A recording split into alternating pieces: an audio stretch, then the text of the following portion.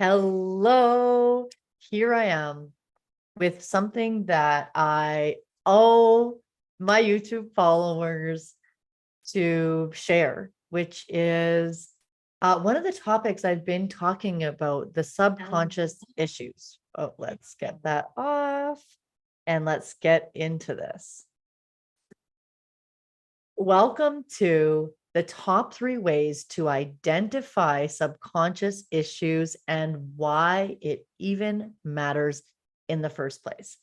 This is based off an article that I recently wrote for a wellness magazine in Canada for wellness professionals, but this is also for everyone because what happens so often is that we try to solve issues consciously or logically that are not in the analytical logical mind to solve.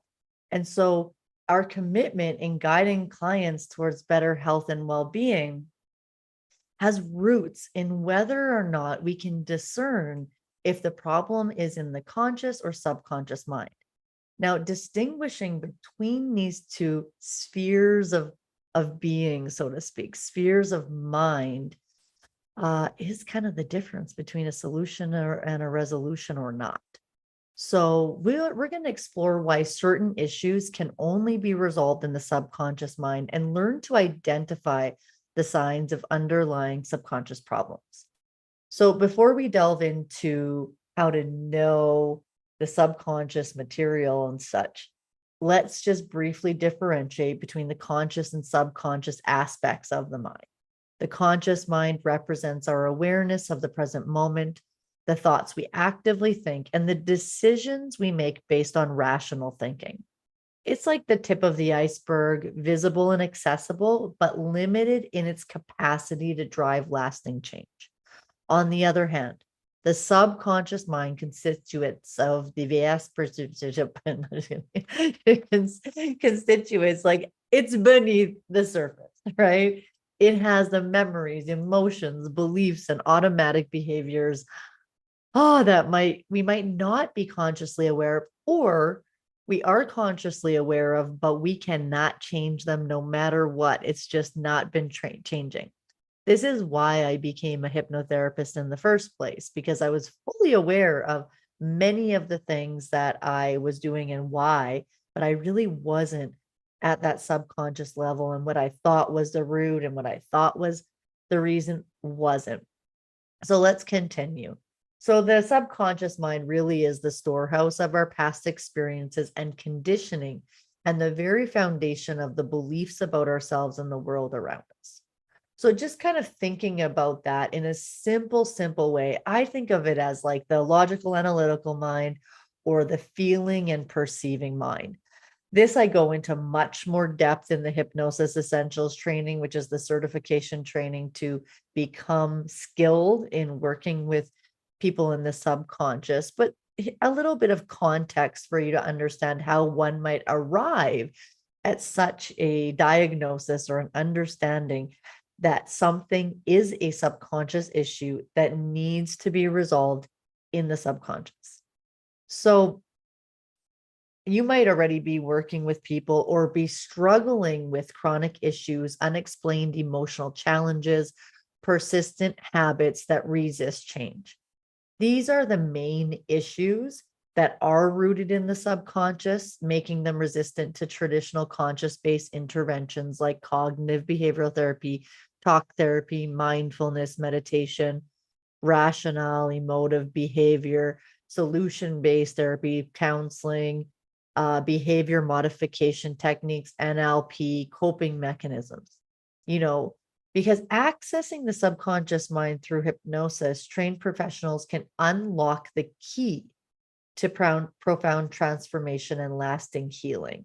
So what we're really looking at is the working in the subconscious. So we're speaking about using hypnosis to work in the subconscious. Now, some of those techniques or therapies that I spoke to before might have processes where they're spending time in the subconscious. And if that is the case, then they could be successful in resolving subconscious issues, although it's very rarely that I see that happening.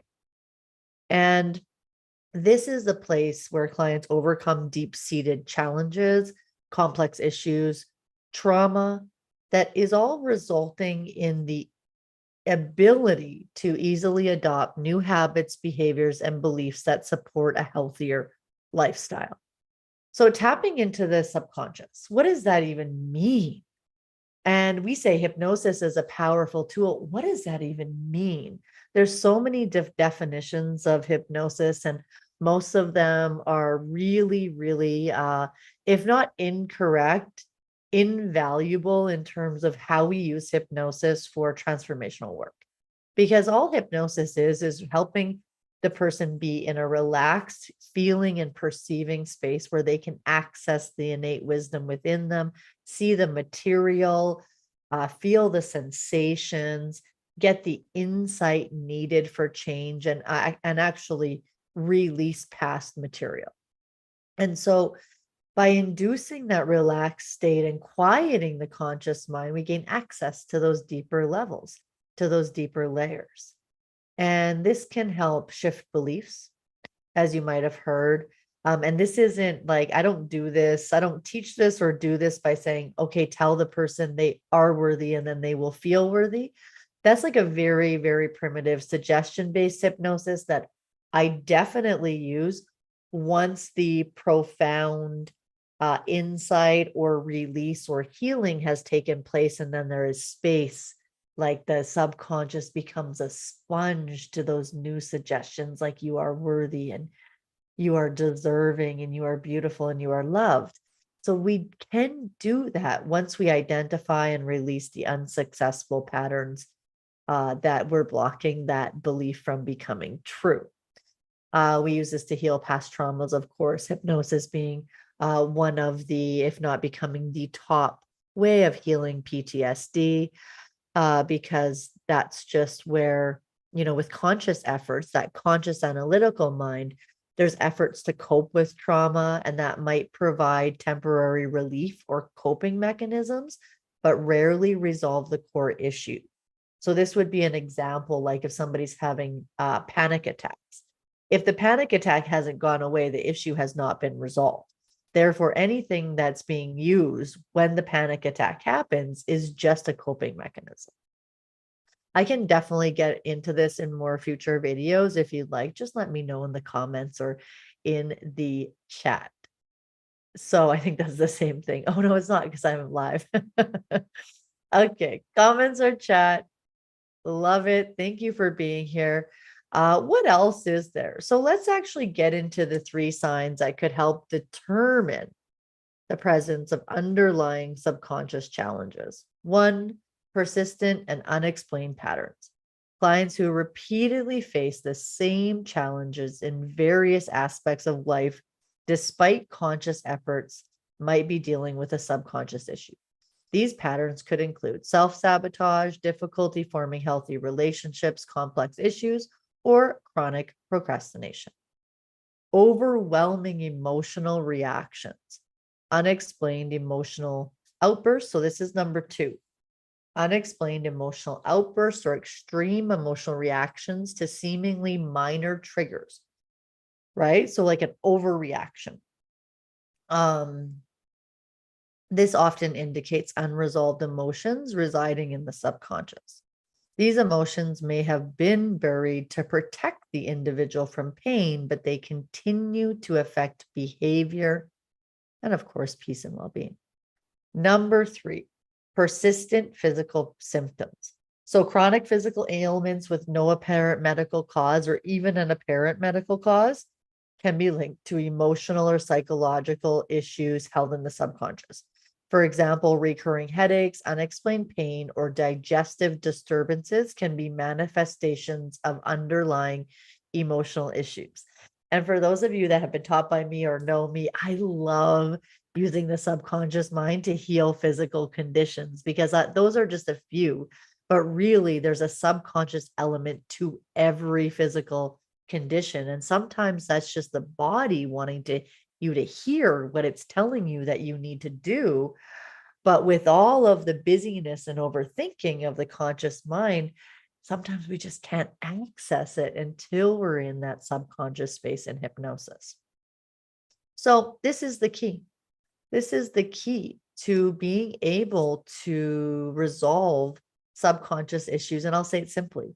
If it's a subconscious issue, it has to be resolved in the subconscious mind. And if you've been trying to resolve it outside of the conscious mind or been trying to resolve your client's issues outside of the subconscious mind, that's the problem. And so this is something that I train people and certify in with the ICBCH. And this is, basically what you could learn to become certified in hypnosis and really help your clients while getting this for yourself in the class starting October 18th. I'll leave a link below if you want to check it out. The waitlist VIP is open. So you can always drop me a comment if you want me to send you that email, or just wait till the payment plans and the early bird opens next week, which is the September 11th. So that's an 8-week live and online hypnosis certification that I'll be talking about more here. So stay tuned. I'll keep catching up. I owe one more video, which is the my hypnosis origin story, which I will be sharing soon. It's so great to see you all again. Hope you're doing awesome. Hit the like and subscribe if you want to hear more of what's coming up